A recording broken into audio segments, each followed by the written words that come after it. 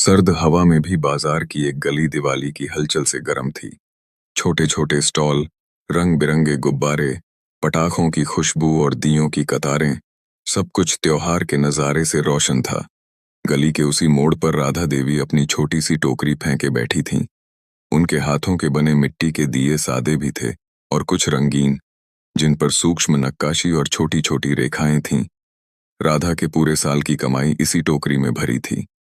उनके साथ उनका पोता मनोज बैठा था, जो हर ग्राहक के आने पर उत्साह से चिल्लाता, दादू के दिए, हाथ से बने, सस्ते, ले जाओ। उसी समय एक सादा कार आकर रुकी।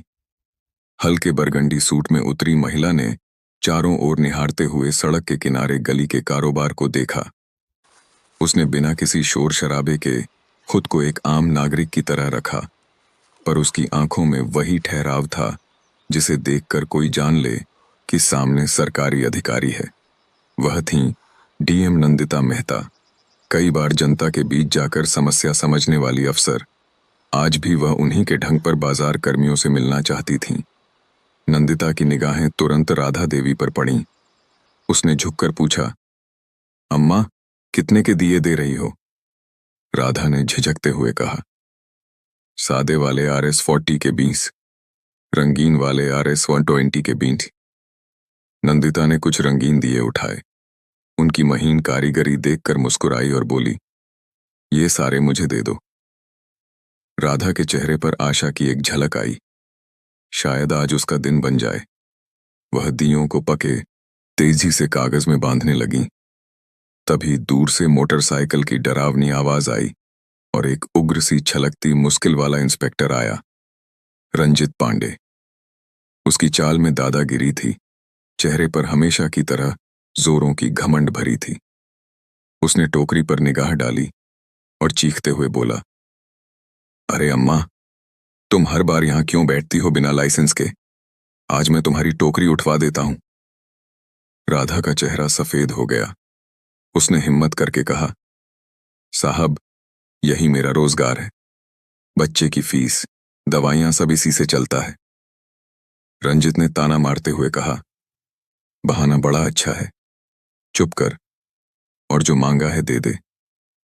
नंदिता ये सब खामोशी से देख रही थी, पर उसके भीतर कचोट उठी। वह आगे बढ़ी और नरम आवाज में बोली, इंस्पेक्टर साहब, क्या आप कुछ सबूत दिखाएंगे कि इस महिला ने कोई गडी है, डिडही की है? रंजित की हंसी खनकी। बातों से काम नहीं चलता बेटा, सत्ता से चलता है। और कहकर उसने टोकरी से बड़े रंगीन दिए उठाए और जोर से ठोकर मार दी। दिए टूटे और मिट्टी के टुकड़े चारों ओर बिखर गए। राधा चीख कर गिर पड़ी। मनोज के हाथों से भीट्टा छूट गया। बाजार में सब सन्न थे। किसी में हिम्मत नहीं थी कि वह रंजित के खिलाफ बोले, पर नंदिता को यह सब सहन न हुआ। उसने धीरे पर सख्ती से कहा, आपने एक गरीब महिला की मेहनत नष्ट कर दी। यह दुरुपयोग है। मैं इसकी शिकायत दर्ज कराऊंगी। रंजित बोला, कर लो, पर याद रखना, तुम्हारे तबादले का खेल खेलूंगा मैं। और मोटरसाइकिल स्टार्ट कर भाग गया। राधा देवी बेकाबू होकर रोने लगी। मेरी दिवाली चली गई। बेटा, मानुष की दवाइयों के पैसे जाएंगे कैसे? नंदिता ने अपना पर्स खोला और राधा के हाथों में कुछ नोट थमाए, पर राधा ने मना कर दिया, मैं दान नहीं लेती बेटी, यह मेरी रोजी है। नंदिता ने विनम्रता से कहा, यह आपकी मेहनत का सम्मान है। और तबादले धमकी की बात सुनकर उसने वादा किया, मैं तुम्हें दिलासा देती हूं, इन लोगों का हिसाब चुकाना मेरा कर्तव्य है। अगली सुबह नंदिता अपने दफ्तर पहुंची, पर उसका मन चैन से नहीं था।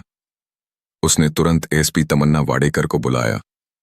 तमन्ना ईमानदार और तेज तर्रार अधिकारी थीं, जिन पर नंदिता का पूरा भरोसा था। नंदिता ने पिछले दिन की घटना बताई। तमन्ना ने कहा, धन की बात हो, हमारे पास शिकायतें पहले भी आई हैं, पर सबूत कम होते हैं।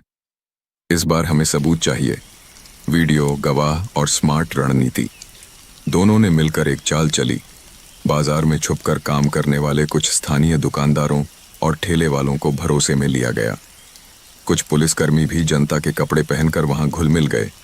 उनके पास छोटे कैमरे और ईयरपीस थे। तमन्ना ने एक मोबाइल लाइव टीम से भी संपर्क किया ताकि घटना सार्वजनिक हो सके। नंदिता चाहती थीं कि अब कोई भी राजनैतिक दबाव उनका फैसला न बदल पाए। शाम को बाजार में वही पुरानी गली फिर सज चुकी थी। राधा देवी डर के कारण नहीं आईं, पर मनोज और कुछ औरतें वहां थीं। रंजित फिर उसी तरह मुड़ मार कर आया। उसकी नजरें फिर किसी को डराने धमकाने के लिए टोकरी ढूंढ रही थीं। तभी तमन्ना की टीम ने सशक्त तरीके से घेर लिया। बीच बाजार में कुछ दुकानदारों ने अचानक चिल्लाकर कहा, यह देखो, ये वही इंस्पेक्टर है जिसने दिए तोड़े थे। और उसी क्षण कैमरे ऑन हुए। लाइव स्ट्रीम में रंजित की दुविधा और दादागिरी रिकॉर्ड हो रही थी। रंजित पर एक झटके जैसा असर हुआ, पर वह हार मानने वाला नहीं था। उसने फोन निकाला और जोर से चिल्लाया, मैं कॉल कर रहा हूं। यह सब हुआ राजनैतिक साजिश है। वहीं तमन्ना ने सख्ती से कहा, आप गैर कानूनी तरीके से संपत्ति नष्ट करने के आरोप में तलाशी के लिए हिरासत में लिए जा रहे हैं। दो हवलदार आगे बढ़े और रंजित को हिरासत में लिया गया। पर कहानी का सबसे बड़ा उलटफेर तब आया जब शाम को एक विधायक का फोन आया, काउंसलर विक्रम दीक्षित, जिसकी आवाज में अजय भरोसा था। उसने धमकी दी कि अगर रंजित को छोड़ा नहीं गया तो नंदिता का ट्रांसफर करवा दिया जाएगा और तमन्ना की पर्सनल जीवन में दखल दिया जाएगा। नंदिता ने फोन पर शांत आवाज में कहा, काउंसलर साहब, कानून का पालन होना चाहिए और आज आपके किसी भी दबाव का रिकॉर्ड है। मैं डर कर नहीं, न्याय करके लौटूंगी। वह जानती थी कि सार्वजनिक समर्थन और कैमरा रिकॉर्डिंग उनके पक्ष में है। अगले दिन खबरों में मामला छा गया। लाइव फुटेज, सोशल मीडिया पर क्लिप और बाजार के लोगों की गवाही ने मामले को हवा दी। स्थानीय पत्रकारों ने पूछा, क्यों एक साधारण महिला की टोकरी पर इतनी जिद? मुख्यमंत्री के दफ्तर तक मामला पहुंच गया। कानून ने अपना काम किया। रंजित पर मामला दर्ज हुआ और औपचारिक जांच चल पड़ी। काउंसलर के इशारों पर हटने की कोशिशें विफल रहीं। कई लोगों ने नंदिता और तमन्ना का समर्थन किया।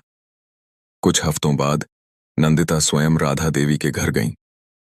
झोपड़ी के भीतर राधा की आंखों में अब आंसू नहीं थे, उनमें उम्मीद थी। मनोज ने एक नया छोटा स्टॉल सजाया था। राधा ने नंदिता को देखकर कहा, बेटी, तुम्हारी वजह से मेरी बेटी की फीस आ गई और मनोज की दवा भी मिली। अब मेरी दिवाली सच में रोशन होगी। नंदिता ने एक दिया उठाकर कहा, यह दिया तुम्हारी मेहनत की लौ है, जिसे किसी के डर से बुझने नहीं देंगे।